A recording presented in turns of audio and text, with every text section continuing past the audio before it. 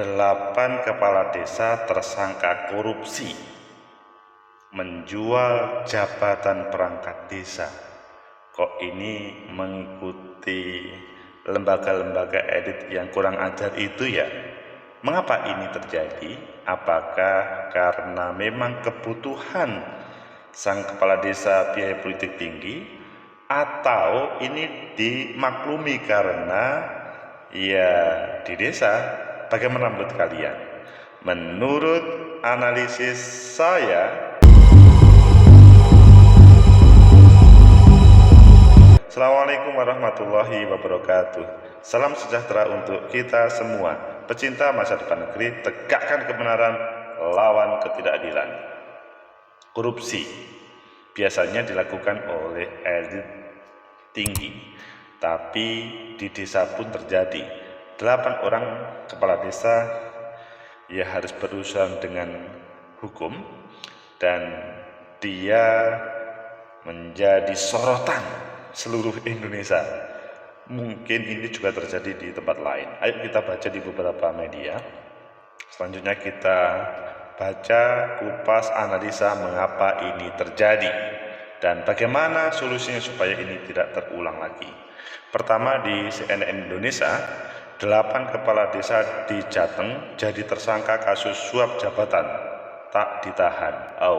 Jadi meskipun korupsi atau suap lah sebetulnya, yang lebih tepat suap, itu tidak ditahan. Mengapa? Mungkin karena proses hukum, atau kita nanti baca. Kemudian di Detik kita lihat 8 kades di Demak jadi tersangka kasus suap seleksi perangkat desa. Nah, kali ini sudah mengerucut. Suap, bukan korupsi. Bedanya? Iya beda jauh. Selanjutnya kalau di Kompas, terlibat jual beli jabatan perangkat desa, 8 kades di Demak diringkus. Ini lebih fokus di Demak. Demak kan sebuah kabupaten yang identik dengan keagamaan. Ini kita bahas nanti. Dan kalau di satunya di Merdeka, korupsi dana desa, mantan kades dan sekdes di Ciamis jadi tersangka. Ini berita yang lain, yang kalau tadi di Jateng, ini di Jawa Barat. Pilih yang mana kalian? Oke, kita mengarah kepada yang jual beli aja, korupsinya sebagai tambahan. Kita lihat di CNN Indonesia, 8 kepala desa di Jateng jadi tersangka kasus suap jabatan tak ditahan. Ini sebuah berita yang menghebohkan, karena kok bisa ya ini terjadi. Jakarta, CNN Indonesia, sebanyak 8 kepala desa di Kecamatan Gajah dan Kecamatan Guntur, Kabupaten Demak, Jawa Tengah dibekuk polisi usai ditetapkan sebagai tersangka kasus dugaan praktek suap jual beli jabatan aparat perangkat desa di tahun 2021. Sudah 2021 pada suasana pandemi kemarin. Ke-8 kades tersebut adalah Kades Tambirjo Agus Suryanto, Kades Tanjung Anyar Laudin, Kades Banjarsari Haryadi, Kades Melati Harjo M Junaidi, Kades Madini M Rois, Kades Sambung Siswahyudi, Kades Jatisono Purnomo, dan Kades Gedang Alas Turmuji. Para kades ini berhasil mengumpulkan uang senilai 2,7 miliar. Ngeri ya, 2,7 miliar dari 16 calon peserta yang akan mengikuti tes jabatan kepala dusun, kepala urusan, dan sekretaris desa sekdes.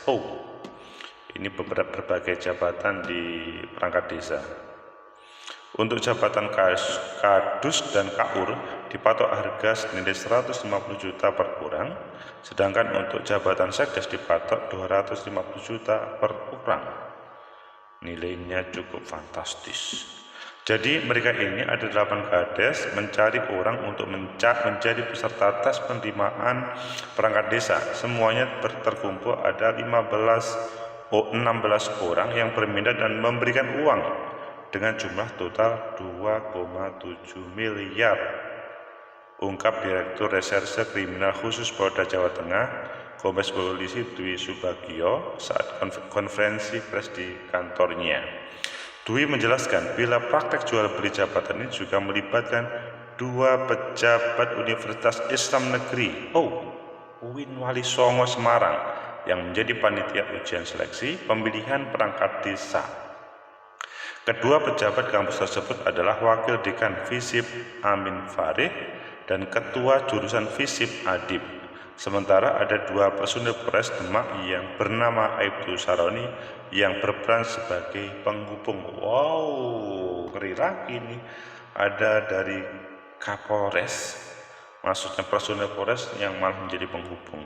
Ada 2 pejabat UIN Wali Songo Semarang yang ikut serta, yakni Wakil Dekan FISIP AF dan Kajur A. Terus juga menyeret seorang anggota Polres Demak yang berperan sebagai penghubung Aibtu. Penghubung Aibtu S. Sayangnya pihak penyidik di Treskrimsus tak mau membuka alur jasa komisi yang diterima beberapa pihak, yakni jatah kades sehingga panitia pilihan perangkat desa. Pihak penyidik juga tidak melakukan penahanan terhadap 8 orang kades karena alasan subjektif, yakni mau kooperatif saat penyidikan dan tidak berupaya menghilangkan barang bukti. Sementara itu untuk tersangka dari panitia Pilpres yakni Amin Farid dan Adib serta Aibtu Saroni saat ini tengah menjalani persidangan. Sudah disidang. Mereka para kades ini tidak kita tahan karena alasan subjektif. Mereka selalu kooperatif. Pecinta masa depan negeri, tegakkan kebenaran, lawan ketidakadilan. 8 kepala desa, 2,7 miliar. Ini kacau. Bahaya kalau dilanjutkan oleh kepala desa yang lain atau ditiru oleh orang-orang yang tidak bertanggung jawab. Coba bayangkan, ada sebuah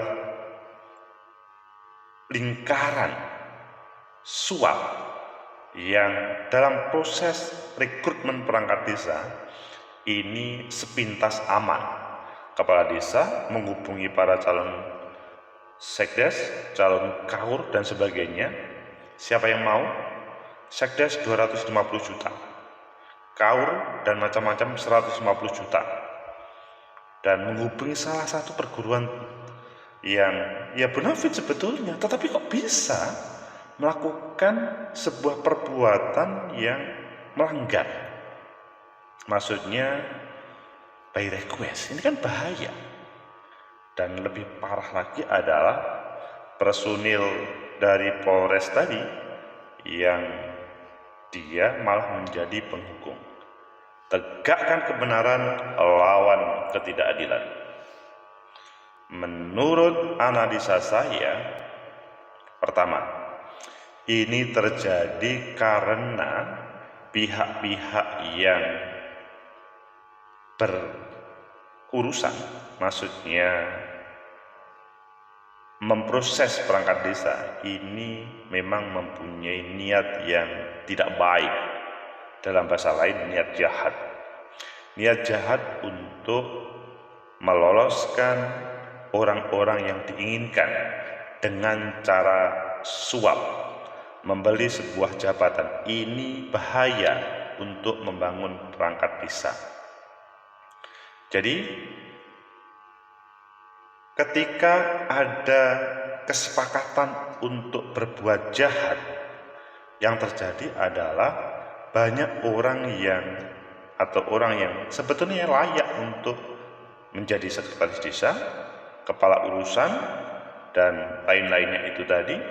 Selanjutnya mereka tidak mendapatkan kesempatan karena jabatan-jabatan itu sudah dibeli oleh orang-orang itu. Jadi ada niat yang sangat jahat, sehingga kalau ini terjadi, hukumannya harus keras, maksimal, supaya tidak diulang oleh kepala desa yang lain. Kemudian yang kedua, mengapa ini terjadi di perguruan tinggi negeri atau sebelum perguruan tinggi negeri? Mengapa kepala desa, yang kedua pertanyaannya, mengapa kepala desa kok tega menjual jabatan tersebut kepada calon? Ini perlu ada evaluasi dari proses rekrutmen kepala desa. Ya, pemilu kan pilkades itu kan sudah lama ya sebetulnya. Jauh sebelum proses pemilihan secara langsung yang kita mengenal pilkada di Indonesia. Atau bahkan dengan pemilihan presiden pun lebih duluan pilkades. Di waktu zaman Belanda itu kita sudah mulai mengenalnya. Dan waktu itu sudah tema politik uang sudah mulai. Apakah tidak ada evaluasi dari proses ini semuanya? Maksudnya, sebuah pendidikan politik bahwa politik uang itu menjadi ancaman yang tidak baik, salah satunya kepala desa yang jadi dia akan berpikir bagaimana mengembalikan uang pada waktu dia sudah menjadi perangkat tersebut, maksudnya jadi kepala desa. Menurut saya ini Depdagri, Komisi 2, kampus, dan seluruh asosiasi kepala desa itu harus mengevaluasi mengapa ini terjadi, dicari titik ujung atau ujung pangkalnya, mengapa ini masih terjadi. Karena kalau ini tidak diselesaikan, maka ya kalau biaya mahal seakan-akan dimafhumi untuk mencari semacam uang suap dari proses perangkat desa ini. Kemudian yang ketiga, kok terjadi di perguruan tinggi yang bonafit ya? Ini pasti ada sebuah komunikasi yang tidak bagus antara perguruan tinggi tersebut dengan maksudnya para kepala desa. Kemungkinan ada kedekatan ABCD. Dan itu membuat seakan-akan bagi kampus aman. Padahal ini membahayakan dan menampar kampus itu sendiri. Dan yang keempat, kok ada ya polisi? Maksudnya, ya memang ini oknum ya, ini oknum, jelas ini oknum. Tapi kok bisa dia menjadi penghubung? Ini perlu ada semacam hukuman yang keras terhadap oknum polisi ini supaya tidak terulang lagi. Tegakkan kebenaran lawan ketidakadilan. Menurut analisis saya, semuanya itu terjadi karena ada sebuah kesempatan yang dilakukan oleh semua pihak tadi, baik calon ataupun para kepala desa dan sebagainya tadi. Kesempatan itu akan hilang dengan sendirinya kalau ada sebuah penegakan hukum yang beres. Jadi orang-orang ini harus ditegakkan secara benar sehingga tidak terulang dalam proses rekrutmen perangkat desa di tempat lainnya, supaya semacam ampun-ampun mereka. Kemudian bagaimana supaya tidak terulang lagi? Ya menurut saya proses ini tidak harus dilakukan oleh sebuah lembaga ya. Lembaga tentunya lembaga pemerintah untuk rekrutmennya. Tetapi bagaimana diberikan lembaga-lembaga profesional, siapapun lembaga profesional itu bisa, syaratnya adalah terbuka prosesnya. Jadi yang berkomunikasi itu tidak cukup kepala desanya, tapi masyarakat desanya juga paham. Atau bahkan pihak ketiga yang berkomunikasi. Jadi ada sebuah panitia, ya pasti di proses tadi sudah ada panitia, tetapi hegemoni dari kepala desa itu tinggi sehingga intervensinya luar biasa.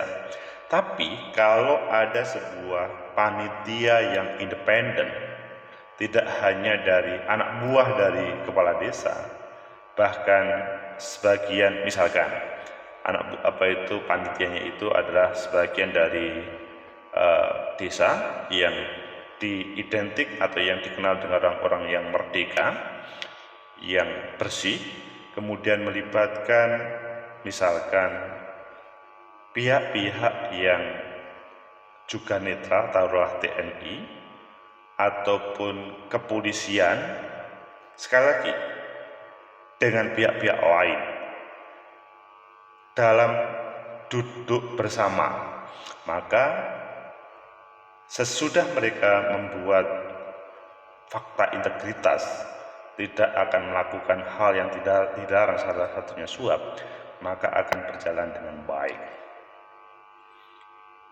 Kalau itu terjadi, maka rekrutmen perangkat desa akan bagus.